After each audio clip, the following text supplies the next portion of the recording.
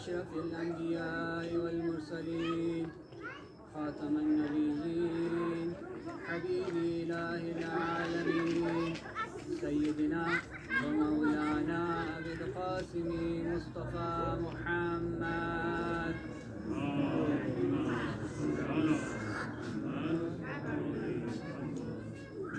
وعلى آل بيته الطيبين الطاهرين المعصومين المظلومين المنتجبين لا سيما بقية الله في الأرضين روحي وأرواح العالمين لتراب مقدمه الفداء واللعنة الداعمة على أعدائهم أجمعين من الآن إلى قيام يوم الدين رب اشرح لي صدري ويسر لي أمري واحلل عقدة من لساني يفقهوا قولي أما بعد فقد قال الله تعالى في قرآنه المجيد وفرقانه الحميد وهو أصدق القائلين أعوذ بالله من الشيطان الرجيم واعتصموا بحبل الله جميعا ولا تفرقوا درود بجيك محمد وآل محمد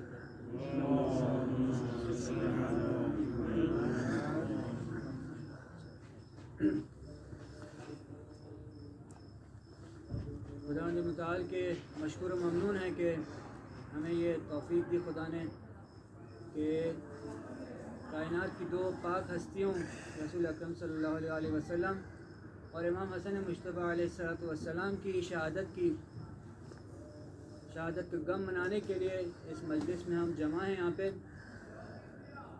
ہم اپنی ذمہ داری سمجھتے ہیں کہ ایک سب سے پہلے اپنی آرائش کی طرف جانے سے پہلے ایک مسئلے کی طرف اشارہ کرتے رہیں کہ جو ہمارے برصغیر پاک و ہند میں بھی اور کم و بیش جمہوری اسلامی میں بھی ایک چیز رائج ہے کہ اس کی طرف اشارہ کرتے چلیں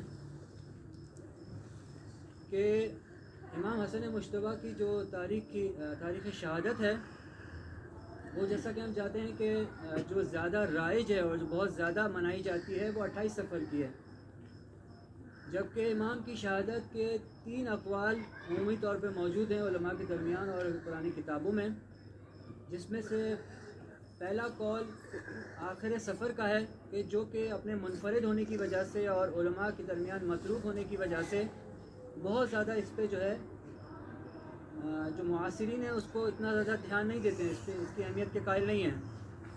2 قول بچتے ہیں، ایک 28 سفر کا اور 7 سفر کا، کہ جس میں 28 سفر کے قائلین کافی سارے موجود ہیں، لیکن شہرت کے لحاظ سے اور اعتبار کے لحاظ سے جو سب سے زیادہ مراجع اور معاصرین کے درمیان بھی اور جو سند کے لحاظ سے بھی جو معتبر اور مشہور قول ہے وہ 7 سفر کا ہے.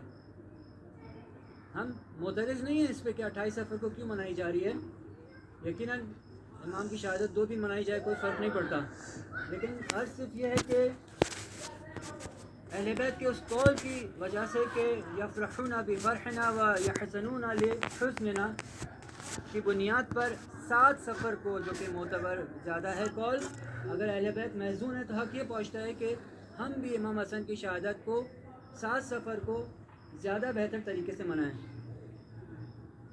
دوسرا یہ مسئلہ جس کی وجہ سے جو علت تھی، جو وجہ تھی، جس کی وجہ سے صرف اشارہ کرنا ضروری سمجھا کہ امام کاظم علیہ السلام کی ولادت کا بھی ایک قول 7 سفر کا موجود ہے، اور بعض اوقات اس حوالے سے بھی افسوس کے ساتھ ان کی ولادت کی مبارکباد کے پیغامات بھی آتے ہیں اور کچھ جگہوں سے کچھ ہلکا پھلکا جشن منانے کی بھی اطلاعات آتی ہیں.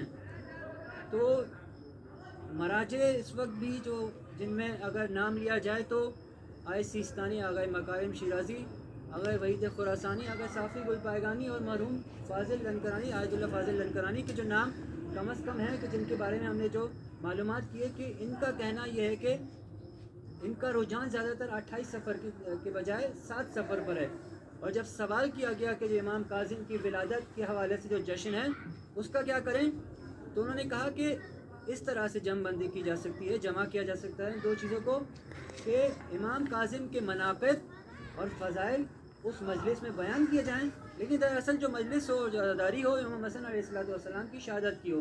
لہٰذا ان دونوں کے ساتھ اس میں کوئی منافات نہیں ہے، کوئی تضاد نہیں ہے، اس طریقے سے ان دونوں کو جمع کیا جا سکتا ہے، لیکن اس دن جشن منانا یا مبارکباد کے پیغامات دینا اصلاً مناسب نہیں ہے، کیونکہ اس طرح کی دو اہم علتیں اور دو اسباب موجود تھے، تو حقیر نے یہ مناسب سمجھا کہ اس طرف اشارہ کیا جائے تاکہ اگلے سالوں میں ہم یہ ہے کہ 7 سفر کو اس کی اہمیت کے ساتھ انشاءاللہ مناسب ہے۔ درود بھیجیے گا محمد وآل محمد کا۔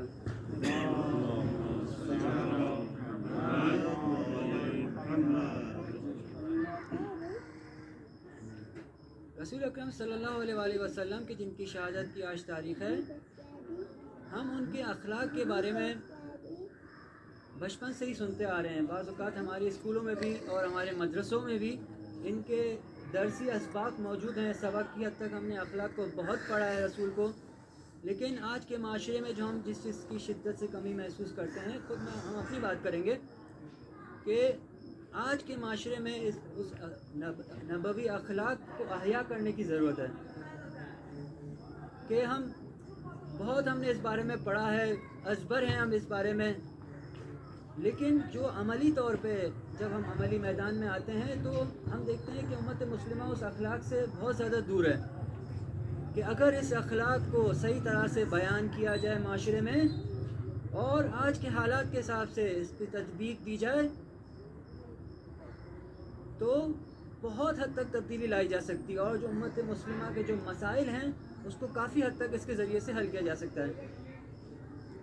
رسول اکرم صلی اللہ علیہ وسلم کا جو پہلا اخلاق تھا وہ یہ تھا کہ جو ہم نے کچھ چیزیں جمع کی ہیں، کہ ایسے تو کافی ساری چیزیں ہیں کہ اس کے لیے ایک محفل کم ہے، لیکن مختصر سے اس محفل میں جو ہم نے سوچا کہ کچھ چیزوں کو جمع کیا جائے تاکہ آپ یہ عرض پیش کر سکیں، وہ یہ کہ پہلی چیز جو رسول کے اخلاق میں ہمیں بہت زیادہ نمایاں ملتی ہے وہ یہ تھی کہ اپنے کام خود کیا کرتے تھے اور کبھی بھی کسی کو زحمت نہیں دیتے تھے۔ کوئی کسی کام کرنے میں یہ ان کو گوارا نہیں تھا کہ کوئی زحمت میں آ جائے ان کا کام کرنے کے حوالے سے، حتیٰ پانی بھی پینا ہو تو وہ خود پیتے تھے۔ یہ ایک بہت بڑی چیز ہے، سننے میں بات آسان ہے، لیکن اگر ہم اپنی زندگیوں میں اس کا مشاہدہ کریں تو ہمارے لیے سخت ہو جاتا ہے کہ ہم اپنے تمام کام، یقیناً ہم جب نبی کا نام لینے والے ہیں ان کے اخلاق کو جس طرح سے قرآن بتاتا ہے کہ اسوہ حسنہ ہے ان کے اخلاق میں اور ہمارے لیے عملی نمونہ ہے، تو ضرورت اس بات کی ہے کہ اس اخلاق کو سمجھنے کے ساتھ ساتھ اس کو اپنی زندگی میں بھی عملی طور پہ اتاریں اور عملی جامہ پہنائیں۔ اس سے یاد آتا ہے کہ امام خمینی رضوان اللہ تعالیٰ علیہ کا بھی اخلاق اسی نبوی اخلاق کی پیروی میں ایسا ہی تھا کہ ان کی زوجہ فرماتی ہیں کہ اپنی ازدواجی زندگی میں ایک دفعہ بھی ایسا پیش نہیں آیا کہ امام نے مجھے کہا ہو کہ میرا فلاں کام کر دو۔ آخری زمانے میں کسالت کے دوران یہ ضرور تھا کہ وہ پوچھ لیتے تھے کہ اگر آپ کے لیے ممکن ہو تو یہ کام کر لیں، وہ بھی کسالت کی وجہ سے، ہم جانتے ہیں کہ وہ بستر حلالت پہ تھے، لیکن اس وقت بھی وہ حکم نہیں دیتے تھے کہ میرا یہ فلاں کام کر دو۔ جبکہ آج کل ہمارے مومن گھرانوں میں حتیٰ یہ رائج ہو چکا ہے کہ ہم اپنے بیوی بچوں کو ایسا سمجھتے ہیں کہ یہ کوئی ہمارے امر کی تعمیل کے لیے بیٹھے ہوئے ہیں، اور بہت آسانی سے ہم کہہ دیتے ہیں کہ ہمارا فلاں کام کر دو، پانی لا دو، کھانا لا دو، چائے لا دو، یا اور دوسرے کام ہمارے کر دیں، جبکہ اسلامی لحاظ سے یہ چیز پسندیدہ نہیں ہے، بلکہ اگر مکتب امام خمینی کو بیان کیا جائے تو بہت خطرناک ہے ان کا مکتب، کہ شاید اگر اس کو عمل کرنا جائیں تو ہمارے لیے بہت سخت ہو جائے۔ کہ اسے کہ ایک جملہ بیان کر کے اشارہ کرتے چلو کہ امام خمینی کا فرمانا یہ تھا کہ ان کے فرامین مل جائیں گے کہ امر جو ہے وہ دین لے کے آتا ہے، یعنی اگر آپ کسی چیز اس کو حکم دیتے ہیں، کسی چیز کا وہ بجا لیتا ہے اگر بادل ناخواستہ، تو قیامت میں آپ سے اس کا مطالبہ کر سکتا ہے۔ وہ اتنا خطرناک معاملہ ہے، آپ کسی کو خواہ مخواہ میں جو آپ کی جو زوجہ ہیں وہ بھی آپ کی خاص معاملات میں آپ کی مطیع ہیں، ہر معاملے میں آپ کی مطیع نہیں ہیں، لہٰذا اگر آپ ان کو اپنے ذاتی کام کے لیے کوئی حکم دیتے ہیں تو امام خمینی کے مطابق یہ آپ کے اوپر ایک گردن پہ حق لے کے آ جاتا ہے، آپ یہاں ادا نہیں کریں گے تو قیامت یہ ہے کہ پھر آپ جن کو آپ نے امر دیا ہوگا اور انہوں نے زبردستی کام لیا ہوگا تو پھر آپ ان کے رحم و کرم پہ ہوں گے۔ اس حوالے سے بے شمار واقعات ملتے ہیں کہ اس کی تفصیل کی گنجائش نہیں ہے، انشاءاللہ اگر کتابوں کی رجوع کیا جائے، اور آپ بزرگان مجھ سے زیادہ جانتے ہیں تو ہم، لیکن صرف خود اپنے لیے مجھے تذکر دینا تھا کہ ہم اس طرف زیادہ متوجہ ہو سکیں۔ تو پہلا اخلاق یہ تھا کہ رسول کبھی بھی کسی کو اپنا کام نہیں دیتے تھے، زحمت میں نہیں ڈالتے تھے۔ دوسری چیز یہ کہ جب محفل میں بیٹھے ہوئے ہوتے تھے، کسی مجلس میں اپنے دوستوں کے ساتھ، اصحاب کے ساتھ بیٹھے ہوتے تھے، تو کسی امتیازی سلوک کے قائل نہیں تھے، کہ مشہور ہے، سب جانتے ہیں کہ جب باہر سے کوئی شخص آئے ان کے جہاں پہ ان کی محفل جمع ہو تو اس کے لیے وہ پہچان نہیں سکتا تھا کہ وہ آ کے پوچھتا تھا تم میں سے رسول کون ہے، مجھے سمجھ میں نہیں آیا کون ہے تم میں سے رسول. اور جب اسے پتہ چلتا تھا کہ رسول بھی اس کے سامنے اسی طرح سے بیٹھے ہوئے جس طرح عام لوگ بیٹھے ہوئے تو بہت حیران ہوتا تھا، متاثر ہو بغیر نہیں رہ سکتا تھا. دیکھیں ہم اپنے لیے عرض کریں گے کہ ہمارے اخلاق میں دوسروں کو متاثر کرنے کے لیے جگہ جگہ اتنی فرصتیں اور اتنی اپورچونیٹیز موجود ہیں کہ اپنے اخلاق سے متاثر کر کے ہم اپنے دین کا مخصوصاً مذہب تشیع کا، مذہب حقہ کا پرچار کر سکتے ہیں. ہم روزمرہ کی معمولات میں ہمیں بے تحاشا فرصتیں ملتی ہیں جب ہم اپنے ملکوں میں ہوتے ہیں، اپنے چاہے غیر مسلمانوں کے درمیان یا غیر شیعوں کے درمیان. جب ہم اس اخلاق کو اپنائیں گے تو واضح طور پہ ہم نمایاں بن کے ابھریں گے. اپنے لیے نہیں کہ بالکل اس طرح سے کہ معصومین کے فرمان کے مطابق کہ ہمارے لیے باعث زینت بنی ہے، باعث ننگ و آر نہ بنی ہے. کونوا لنا زینا ولا تکونوا علینا شینا، کہ ہمارے لیے باعث زینت بنی ہے اور ہمارے لیے باعث ننگ و آر نہ بنی ہے. تو جب ہم رسول کی اس سیرت پہ عمل کرتے ہوئے، اہل بیت کی سیرت پہ عمل کرتے ہوئے ایسا اخلاق اپنائیں گے تو ہمیں زبان سے ترویج کرنے کی بہت کم ضرورت پیش آئے گی. اپنے مذہب کو جگہ جگہ ہمیں موقع ملتا ہے، لیکن ظاہر ایک سخت چیز ہے، مشکل چیز ہے. اور اس محفل کی برکتوں سے خدا سے دعا گو ہیں کہ انشاءاللہ کچھ ہم اپنی زندگیوں میں اس اخلاق کو عملی کر سکیں. تیسری چیز یہ تھی کہ رسول اکرم بے انتہا باحیا تھے اور جو اسلامی حدود ہیں اس حوالے سے بہت زیادہ شرم و حیا کے قائل تھے کہ کوئی بیہودہ بات اگر کوئی کرتا تو ان کا چہرہ سرخ ہو جاتا تھا حیا کے مارے. اسی طرح سے دوسرے اور محرمات کے حوالے سے بھی. لیکن جب دوسری طرف دیکھتے ہیں کہ دشمنوں کے سامنے جب جاتے تھے، جب جنگ لڑتے تھے، تو وہی باحیا شخص انتہا درجے کا شجاع ہوتا تھا. نہ افراط ہے نہ تفریط ہے. ہم دیکھتے ہیں کہ ایک شخص شرم والا ہے تو وہ ہر جگہ شرم کرتا ہے، ایک شخص بہادر ہے تو اس کی جرأت اور اس کی بہادری اتنی بڑی بھی ہوتی ہے کہ وہ اسلامی قیود کا بھی خیال نہیں رکھتا ہے. تو ہمیں اہل بیت کی مخصوصاً رسول کی سیرت میں یہ چیز واضح طور پہ ملتی ہے کہ ہمیں کس طرح سے کس طرح سے معاملات کو اور کیا ہمارا رفتار ہونا چاہیے، کیا رفتار ہونی چاہیے اور کیا برتاؤ ہونا چاہیے. اس کے بعد جو ایک چیز ہمیں ملتی ہے رسول کی سیرت میں وہ بچوں سے سلوک ہے، جو آج کل بھی بلکہ ہر زمانے کا ایک بہت ہی زیادہ ایسا مسئلہ ہے کہ اس میں ہم مبتلا ہیں اور ہر زمانے کے لوگ مبتلا رہے ہیں اس میں، کہ انتہائی شفقت کے ساتھ، مہربانی کے ساتھ پیش آتے تھے. یہاں تک کہ ان چیزوں کو ہم اپنانے ہوئے اپنی بے عزتی محسوس کرتے ہیں، لیکن رسول اس کا درس دے کے گئے. یقیناً یہ پوری رہتی دنیا تک کے لیے درس ہے کہ آگے بڑھ کے خود سبقت لے کے بچوں کو بھی سلام کرتے تھے اور مصافحہ کرتے تھے ان سے. البتہ آج کے دور میں مصافحہ جو ہے وہ اس وبا کی وجہ سے حفظان صحت کے اصولوں کے خلاف ہو گیا ہے. لہٰذا ہم کیا عرض کریں کہ مصافحہ کے بارے میں کہ ایک الگ بحث ہے کہ اس مصافحہ نہ کرنے کے ہمیں کیا نقصانات ہو رہے ہیں. ہم نہیں ریکمینڈ کریں گے ہم مصافحہ کریں، لیکن بات ہے یہ تو عرض کرتے چلیں کہ اس مصافحہ نہ کرنے کے بعد دین میں ہماری جو بتایا گیا ہے کہ نماز کے بعد مخصوصاً جب مصافحہ کیا جاتا ہے تو گناہ کس تیزی سے جھڑتے ہیں. یعنی آپ اندازہ کر رہے ہیں کہ جس کا رہبر نے خدشہ ظاہر کیا تھا شروع میں اس پینڈیمک اور اس وبا کے شروع میں کہ اگر یہ دشمنوں کی طرف سے تو ہمیں کس قدر دوسرے شدید نقصانات کے ساتھ ساتھ مانوی اور دنیاوی کس قدر نقصانات کا سامنا کرنا پڑ رہا ہے. کہ ہمارا موضوع نہیں ہے ورنہ اس سلسلے میں کچھ اپنے عرائض اور حقیر کی فہم کے مطابق عرض کرتے ہیں آپ کی خدمت میں کہ مومن کو روایات کے مطابق کیس ہونا چاہیے، کہ زیرک ہونا چاہیے، کہ معاملات کو اتنا سادگی سے نہیں دیکھنا چاہیے.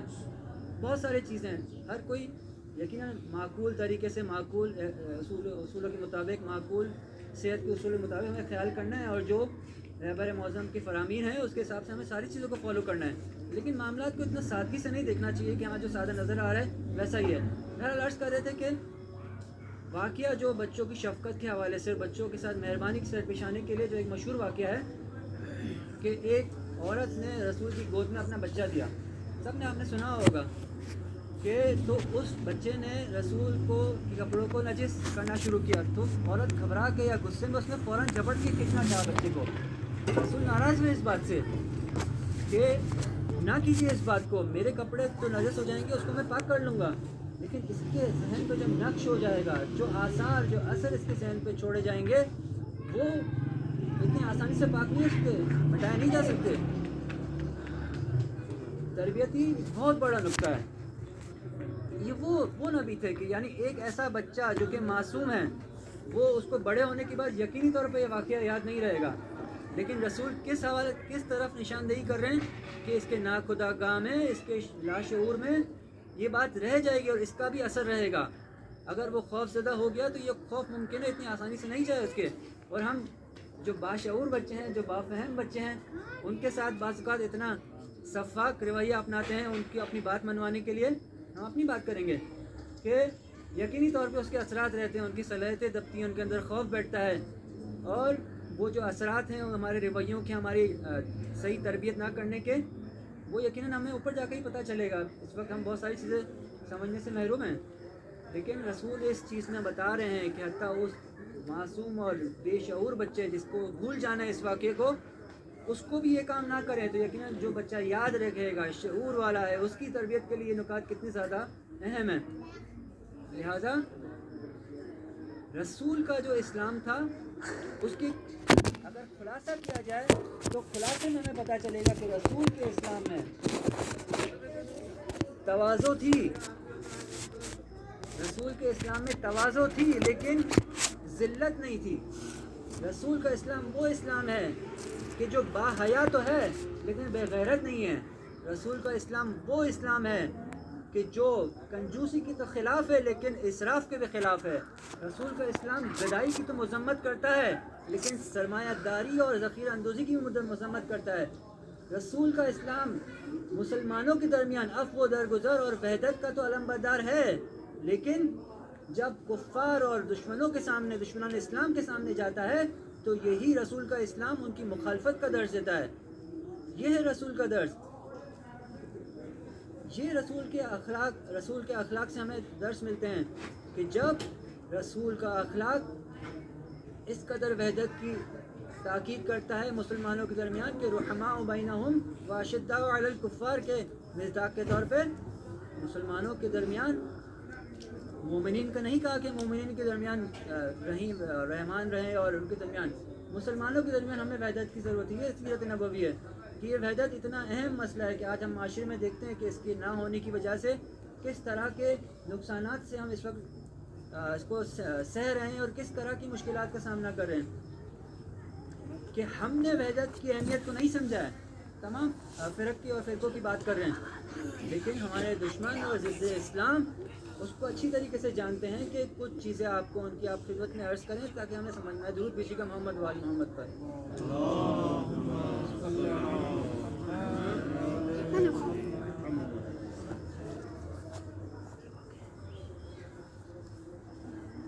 ایک مستشرق کے آپ بزرگان جانتے ہیں کہ مستشرق جو عمومی طور پہ مغرب سے جو ہیں، وہ جو مشرقی ثقافت اور مشرقی جو مذاہب ہیں ان پہ تحقیق کے لیے ان کو جاننے کے خواہاں ہیں، اور بعض اوقات ان کی ہمارے مذہب کے بارے میں معلومات ہم سے زیادہ ہوتی ہے کیونکہ بہت زیادہ انہوں نے خاص ہدف کے تحت تحقیق کی ہوتی ہے، اپنی زندگیوں کو مختص کیا ہوتا ہے۔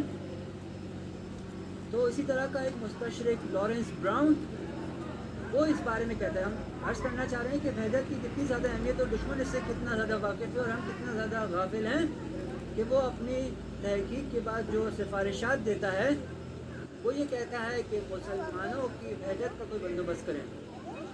جب تک مسلمان متحد نہیں ہمیں ان سے ڈرنے کی ضرورت نہیں۔ یہ ان کے عین الفاظ بتا رہا ہوں میں کہ وہ کہتا ہے کہ یہ لارنس براؤن اور اسی طرح کے دوسرے ضد اسلام اور مستشرق اور جو اس طرح کی تحقیقات اپنے مفادات کے لیے کرتے ہیں کہ جب تک یہ متحد ہیں، جب تک یہ گروہوں میں بٹے رہے ہمیں ان سے ڈرنے کی کوئی ضرورت نہیں۔ ایسے اسلام سے تمہیں کوئی خوف نہیں ہونا چاہیے کہ جو گروہوں میں بٹا ہوا ہے۔ ہمیں مشرقی ممالک سے، چین، جاپان، کمیونسٹ قوتوں، یہودیوں سے، خود یہ عیسائی ہے، یہودیوں سے ڈرنے کی ضرورت نہیں ہے کیونکہ ایک زمانے میں یہ بتایا جاتا تھا کہ یہودی عیسائیوں کے دشمن یہودی بھی ہیں۔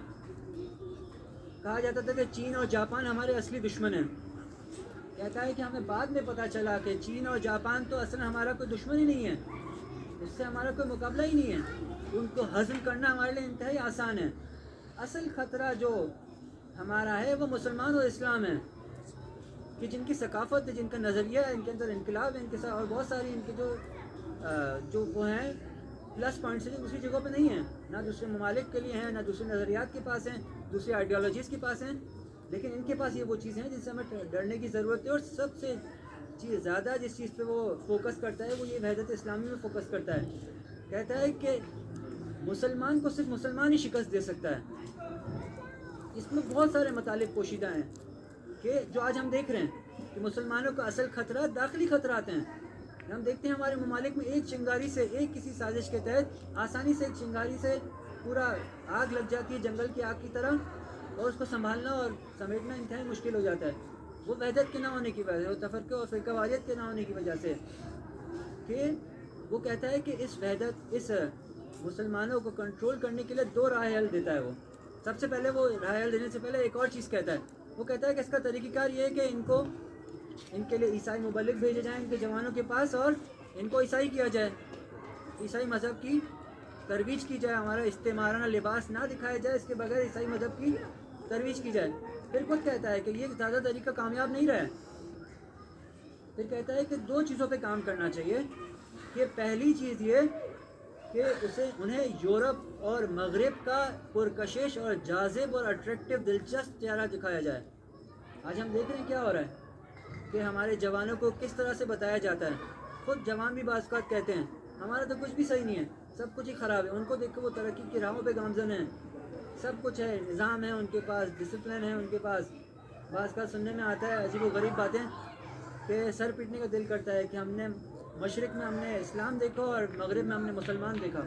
عجیب بے سر کی باتیں اور بے تکی باتیں کہ ایسا مسلمان انہوں نے دیکھا مشرق میں, ہم نے مسلمان دیکھا اور وہاں ہم نے اسلام دیکھا مغرب میں. کہ یہ کون سا اسلام ہے, ہمیں سمجھ میں نہیں آتا. کہ جو جانوروں کے حقوق کی تو بات کرتا ہے لیکن انسانوں کے حقوق سے, خصوصاً مسلمانوں کے حقوق سے غافل ہے. کہ جب ان کی حکومتیں, ان کی فوجیں لشکر کشی کرتی ہیں مسلمانوں پہ, لاکھوں کروڑوں لوگوں کو شہید کر دیا جاتا ہے, تو ان کی کانوں پہ جوں تک نہیں رہتی اور وہ اپنے حکمرانوں کے خلاف خاموش ہیں. اور اس کو کہا جاتا ہے, ہمیں آ کے کہا جاتا ہے مشرق میں کہ ہم نے وہاں پہ اسلام دیکھا. یہ کون سا اسلام؟ یہ بے تکی باتیں ہیں, انتہائی سادہ لوہی ہے اگر بہت زیادہ اس میں رکھا جائے. لہٰذا یہ وہی کام ہے جو یہ کہہ رہا ہے کہ مغرب کا پرکشش اور جاذب اور دلچسپ چہرہ دکھایا جائے کاؤنٹر کرنے کے لیے اسلام کو. دوسری چیز ہی وہی کہتا ہے, اس وحدت کا بندوبست کیا جائے. کہ وہ کہتا ہے کہ جب تک یہ گروہ میں بٹے ہوئے ہیں ہمیں ڈرنے کی ان سے ضرورت نہیں ہے اور ہمیں ان کو متحد نہیں ہونے دینا ہے.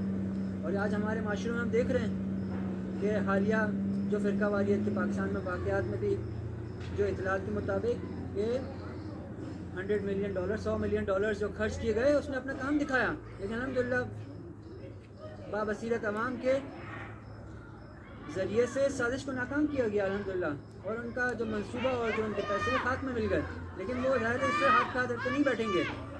اور دنیا کی دوسری جگہوں پہ بھی یہ چیز ہو رہی ہے کہ فرقہ واریت کے ذریعے سے وہ اپنے مقاصد کو حاصل کریں. دیکھیں فرقہ واریت بھی ایک طرح سے فساد ہے.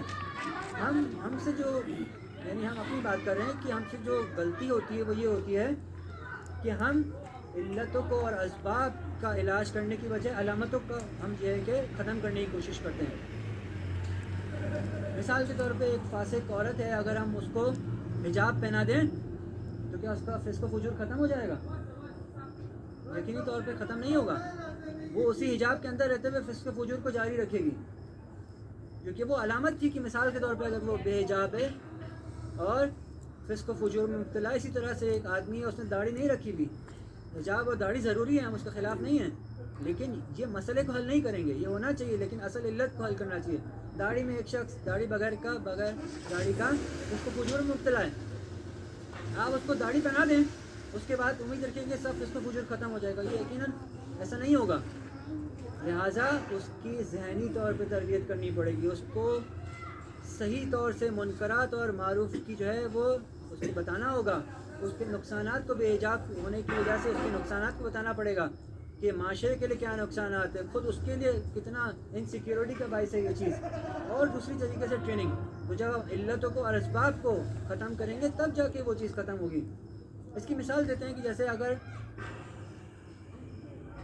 جسم میں کوئی بیماری لاحق ہو جاتی ہے, جسم کو کوئی درد ہوتا ہے, آپ پین کلر کھا لیں, درد جو ہے وہ علامت ہے, اور دوسری جو علامتیں ہیں وہ ظاہر ہوتی ہیں, وہ علامتیں وہ علل اور اسباب نہیں ہیں.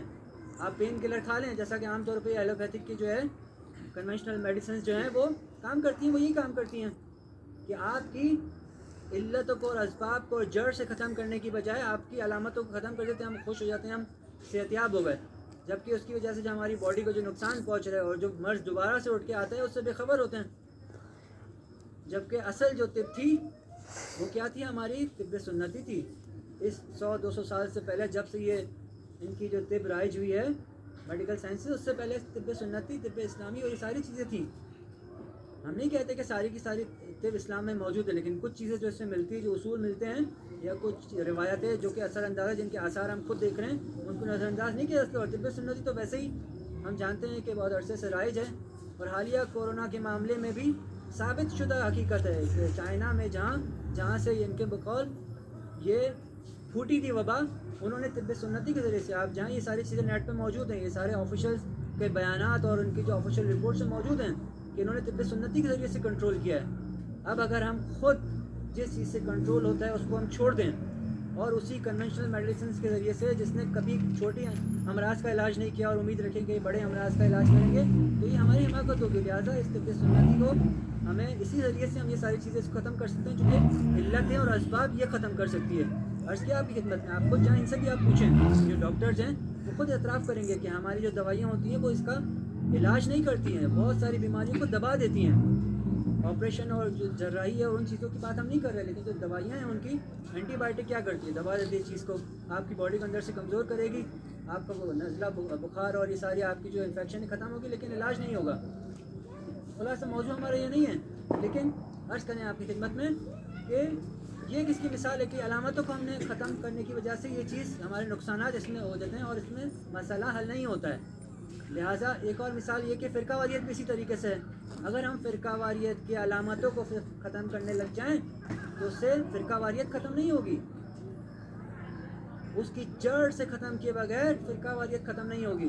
علامتوں کے پیچھے جانے کی بجائے اس کی اسباب اور علل کو پیچھے لگنے ہمیں، اور جو اس کی جڑ ہے اگر خلاصتاً آپ کی خدمت میں عرض کیا جائے تو وہ صرف اور صرف نظام اسلامی میں ہے، صرف اور صرف اسلامی معاشرے میں ہے.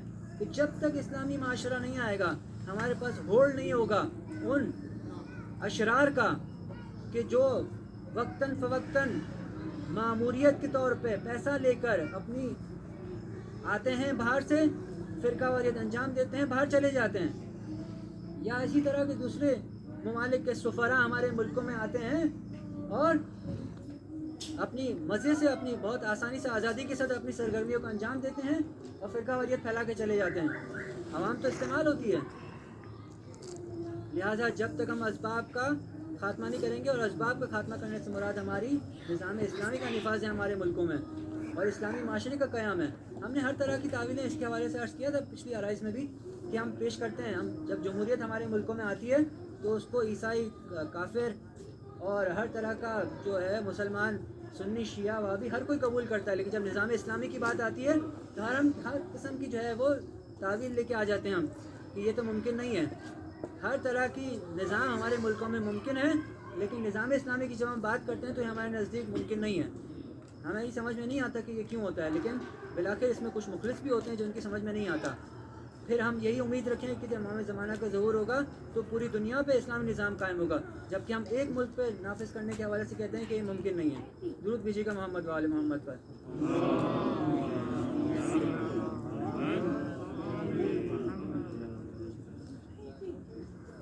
لہٰذا عرض کر رہے تھے آپ کی خدمت میں کہ وحدت کی اس قدر اہمیت ہے، اور اگر جسم بیمار ہو جائے تو جسم کا علاج اس کے اسباب سے کرنا چاہیے، نہ کہ اس کی علامتوں کو دور کرنے سے کرنا چاہیے. جس طرح سے جسم کے اندر بیماری لگ جائے تو جسم کمزور ہو جاتا ہے، اسی طریقے سے اگر امت کو بیماریاں لگ جائیں تو امت بھی کمزور ہو جاتی ہے. امام حسن علیہ السلام کے ساتھ یہی ہوا.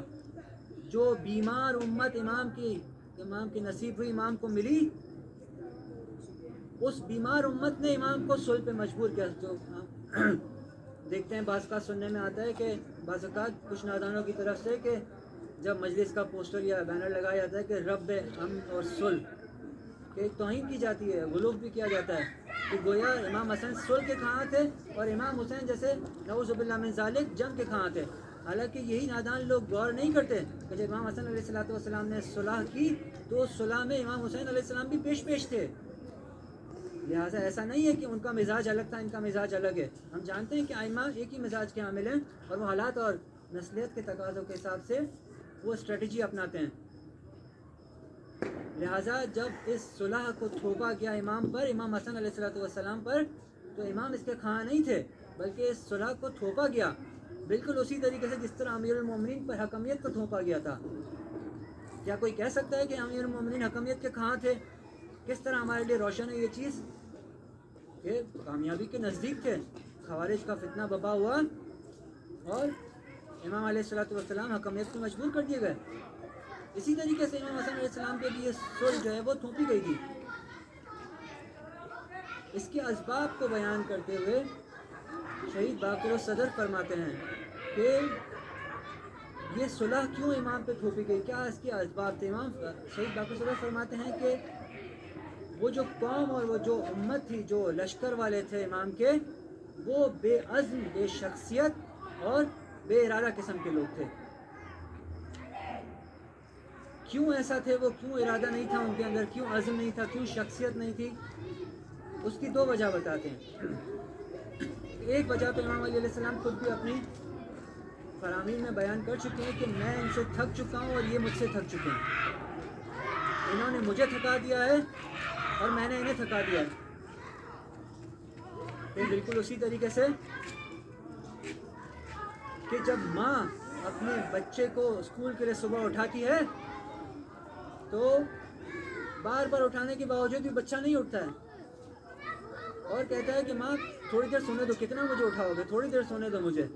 ماں بھی کہتی ہے کہ تو کتنا سوئے گا، کب سے کہہ رہا ہے تھوڑی دیر سونے دے، لیکن اٹھ کے نہیں دے رہا.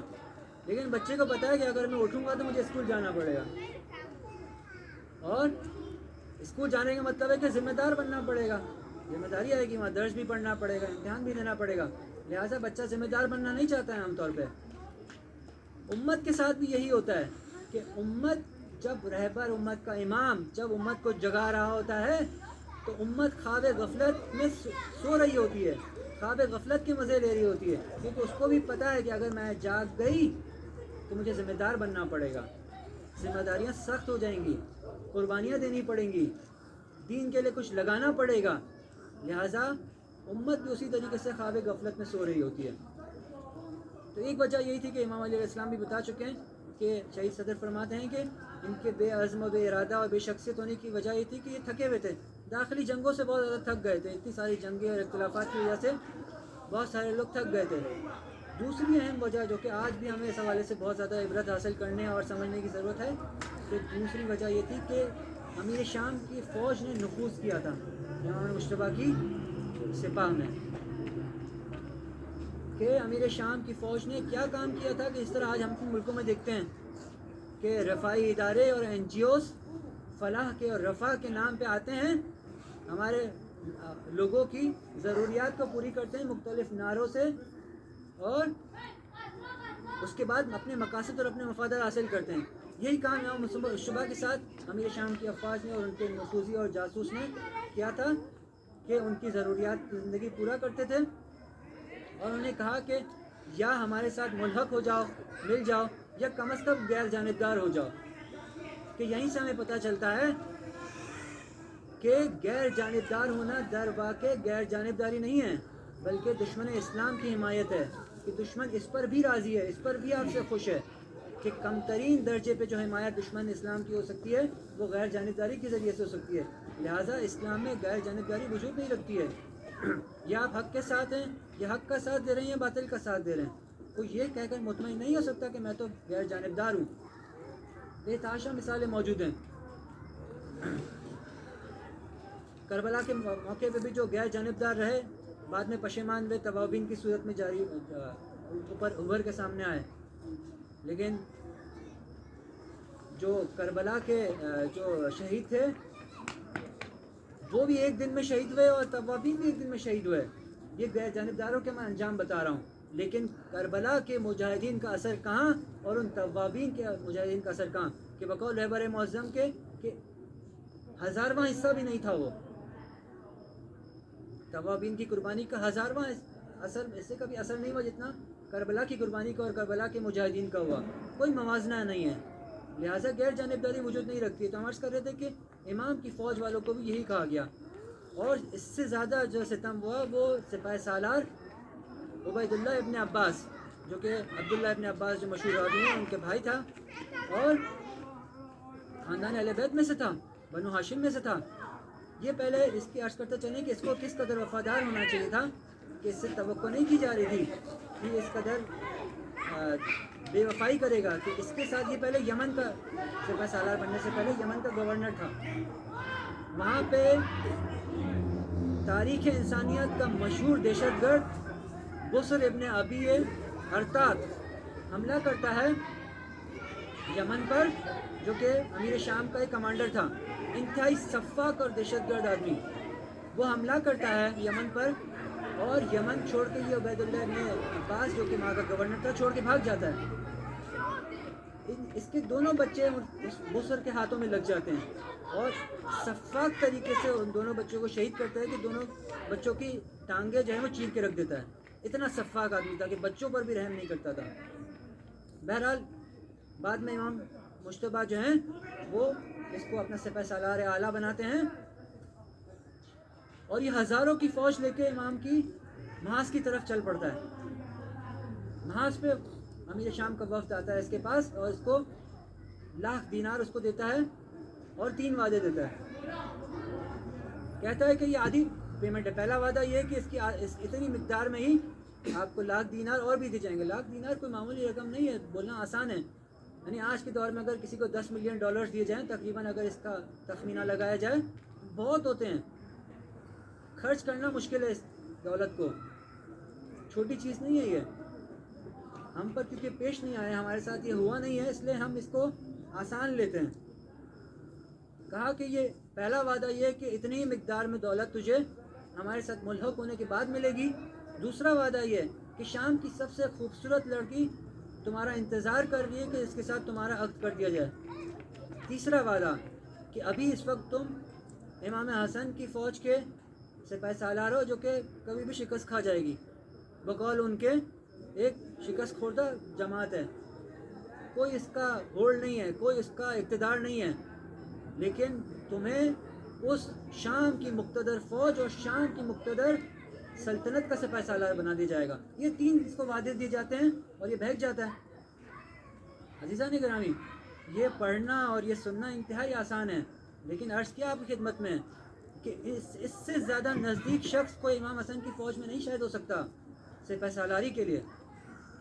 تجربے کے لحاظ سے امام نے جس کو سپہ سالار منتخب کیا یقیناً وہ بیسٹ آپشن تھا کہ یہ رسول اور امام علی کی چچزاد بھائی تھا, بنو ہاشم میں سے تھا.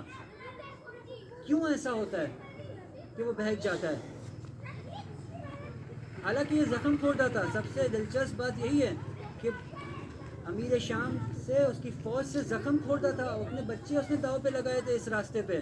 اس کو تو اصلاً بہکنا نہیں چاہیے تھا, اس کو تو اصلاً بے وفائی نہیں کرنی چاہیے تھی, اور اس کو تو اتنا سرسخت دشمن ہونا چاہیے تھا اس فوج کا کہ وہ سب سے زیادہ سرسخت دشمن ہونا چاہیے اس کو, لیکن یہ بہک جاتا ہے. کیا اس کی نماز میں کوئی کوتاہی تھی؟ کیا روزہ نہیں رکھتا تھا؟ کیا عقائد و اصول و دین فروع و دین اس کو نہیں پتہ تھے؟ یقیناً یہ ساری چیزیں پتہ تھیں, شاید دوسروں سے اچھی پتہ ہوں گی, لیکن یقینی طور پہ جو وجہ تھی وہ یہی بے شخصیت اور بے ارادہ اور بے عزم ہونا تھا. دنیا کی, پیسوں کی, شہوتوں کی, منصب کی جو محبت تھی وہ اسے لے ڈوبی. ہمارے لیے درس بنتا ہے کہ اگر ہم ان چیزوں کی محبت اپنے ذہن میں رکھیں, اپنے دل میں رکھیں, اس کے بعد الاجل کہتے رہیں تو بقول شاعر کے شہید ستر جعفر کے کہ آ گئے تو کیا ہوگا, کیا ہے اپنی تیاری. ہم کچھ بھی پیش نہیں کر سکتے, بلکہ اس وقت شاید بہت زیادہ امکان ہے کہ اس دنیاوی محبت کے ساتھ ہم بہک جائیں. وہ بھی انسان تھا, بلکہ شاید عقائد میں ہم سے زیادہ اسٹرانگ, اہل بیت میں ہم سے زیادہ قریب, شاید نمازوں میں بھی ہم سے زیادہ آگے ہو. تو ہم کس چیز پہ نازاں ہوں؟ جو چیز بچا سکتی ہے وہ حب دنیا کا نہ ہونا. خود ہمارے اندر بھی اور ہمارے خاندان کے اندر بھی, ہمیں خاندانوں کی بھی ٹریننگ کرنی ہے.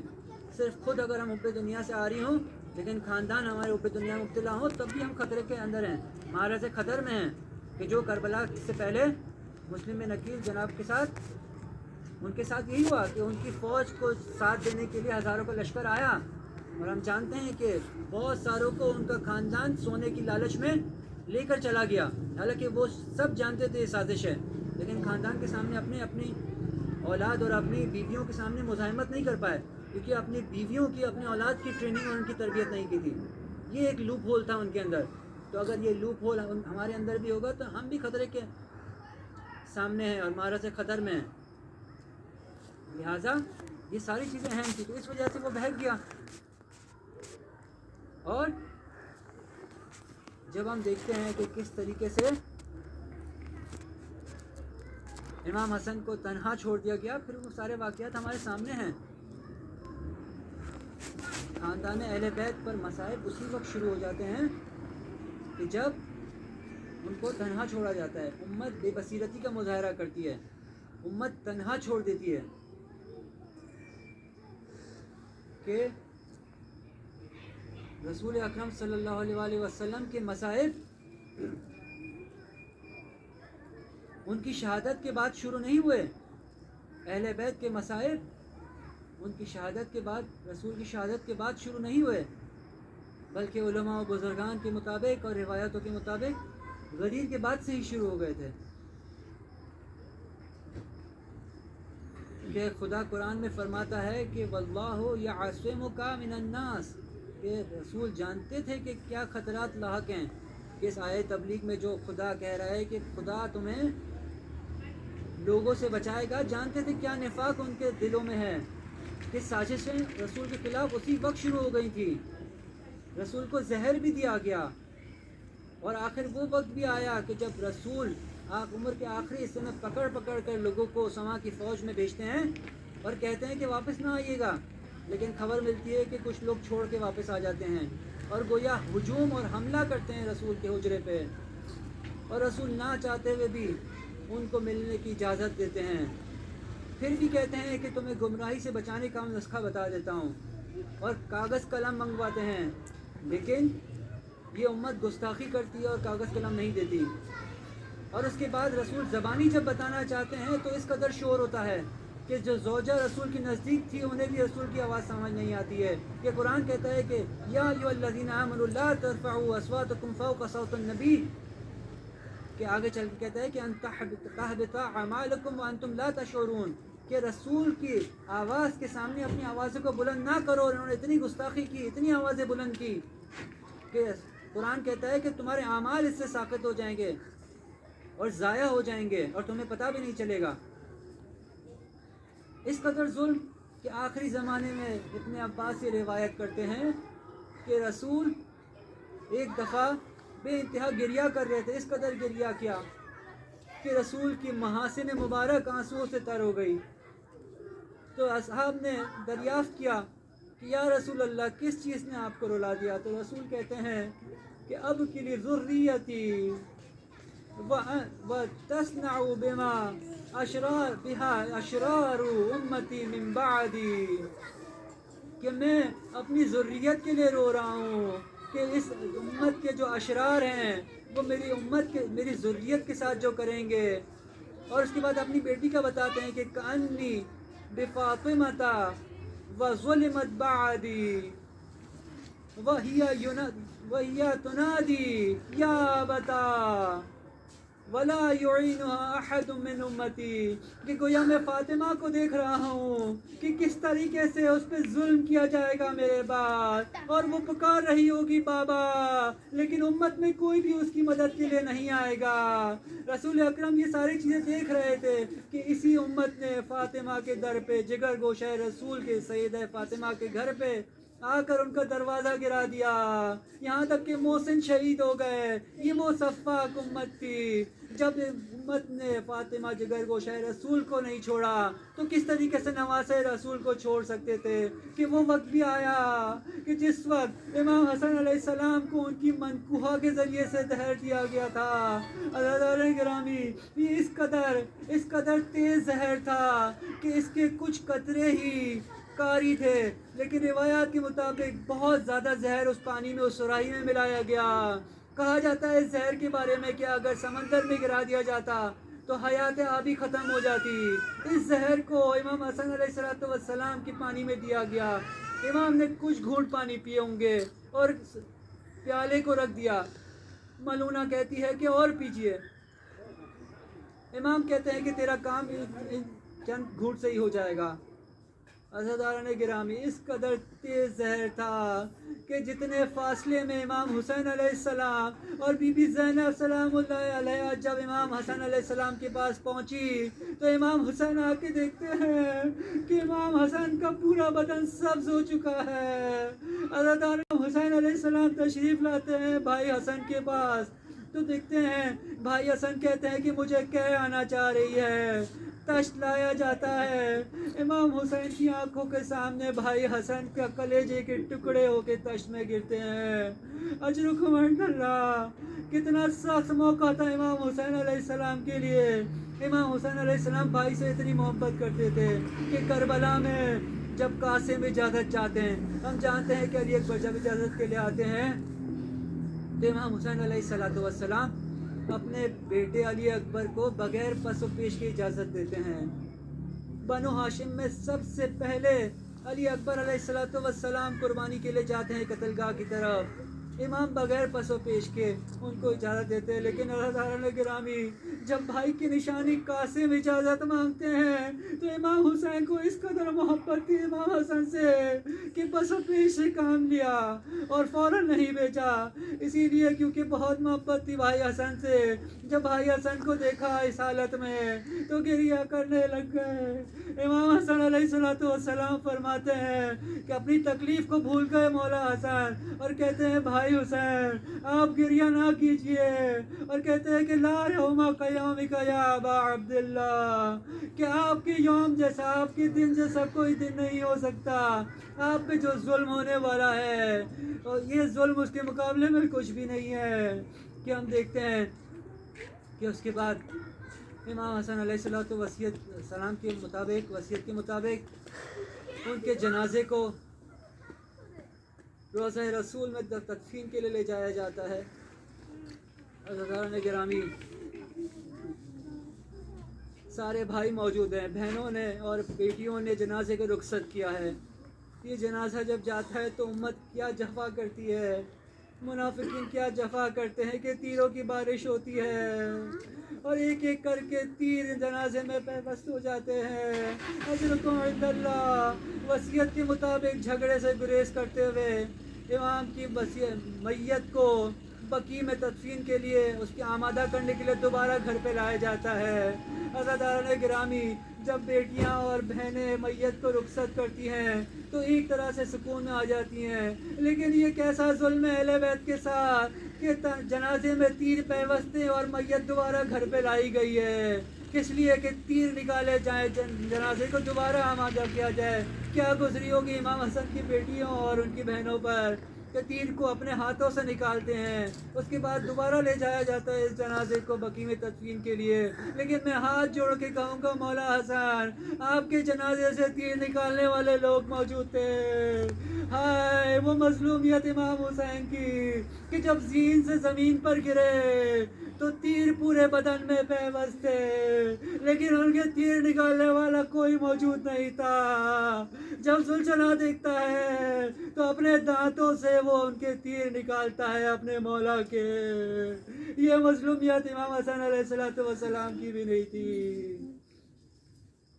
الا لعنت اللہ علی القوم الظالمین فسيعلم الذين ظلموا أي منقلب ينقلبون. بار الہ ہماری اس قلیل سی عبادت کو قبول فرما. بار الہ بانیان محفل، حاضرین محفل کی جائز شرعی حاجات کو قبول فرما. بار الہ دنیا بھر میں مجاہدین اسلام کی نصرت فرما. بار الہ تجھے اس عزاداری کا واسطہ دے کر سوال کرتے ہیں، محمد و آل محمد کا واسطہ دے کر سوال کرتے ہیں کہ دنیا بھر میں اس وبا کو، جو یہ وبا پھیلی ہوئی ہے، اس وبا کو جلد از جلد دور کر دے. بار الہ تجھے محمد و آل محمد کا واسطہ دے کر سوال کرتے ہیں کہ علماء حق کا مراجع الزام مخصوصاً رہبر انقلاب اسلامی کی حفاظت فرما. اس انقلاب اسلامی کی حفاظت فرما اور اسے انقلاب عوامی زمانہ سے متصل فرما. بار الہ تجھ سے سوال کرتے ہیں، تجھ سے دعا کرتے ہیں کہ جو بے اولاد ہیں انہیں نیک اولاد عطا فرما، جو اولاد والے ہیں اپنی اولاد کی بہترین تربیت اور امام زمانہ کا سپاہی بنانے کی توفیق عطا فرما. بار اللہ اپنے آخری حجت کی ظہور میں تعجیل فرما. ہم ان کے آوانہ انصار میں شامل فرما.